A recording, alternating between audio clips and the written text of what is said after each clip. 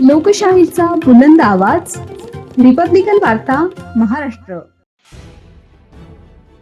अंबड एमआयडीसीतील शांतीनगर येथे अतिक्रमण हटाव मोहीम. पोलीस व महापालिकेचा मोठा फौजफाटा तैनात.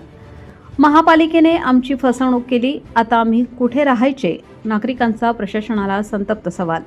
सविस्तर बातमी. नाशिकच्या अंबड एमआयडीसी परिसरातील शांतीनगर येथे प्रशासनाने अतिक्रमण हटाव मोहीम राबवल्याने परिसरात तणावपूर्ण वातावरण निर्माण झाले होते.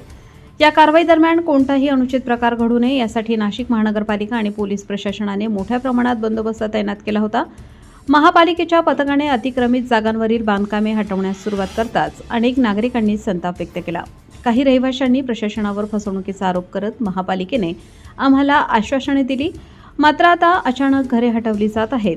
आम्ही आता राहायचे कुठे, असा सवाल उपस्थित केलाय. कारवाई दरम्यान पोलीस अधिकारी आणि कर्मचारी नागरिकांशी संवाद साधत होते.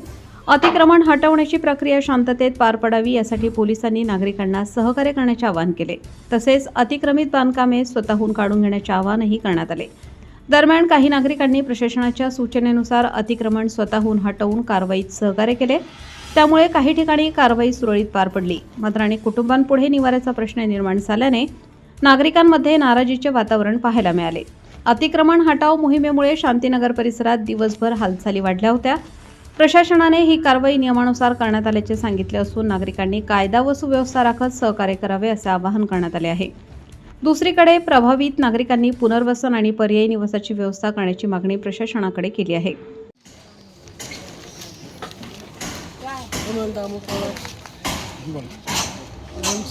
विषय असा आहे की आमच्या कोरोना नगरपालिकेने घर दिले असते तर आज लोक इथे डबल आले नसते.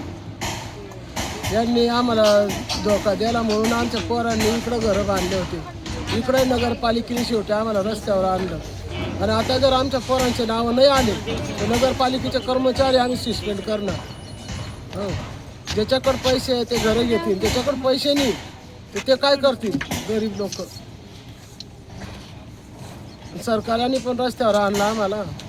नगरपालिकेने धोका द्याला. तो म्हणतो माझ्याकडे नाही, ह्यो म्हणतो माझ्याकडे नाही. आणि ऐन टायमावर आता आम्हाला तुम्ही धोका द्याला. आमच्या पोरासोरांचं काय? लहान लहान लेकरं बाळा आमच्या रस्त्यावर आले. आता पाणी पावसाचे दिवस आले. तुमचे लेकरं जर असे रस्त्यावर आले असते तुमचा जीव काय म्हणला असता? आता आमच्या पोरांची सोय करा नगरपालिकेने, हेच आम्ही नम्र विनंती.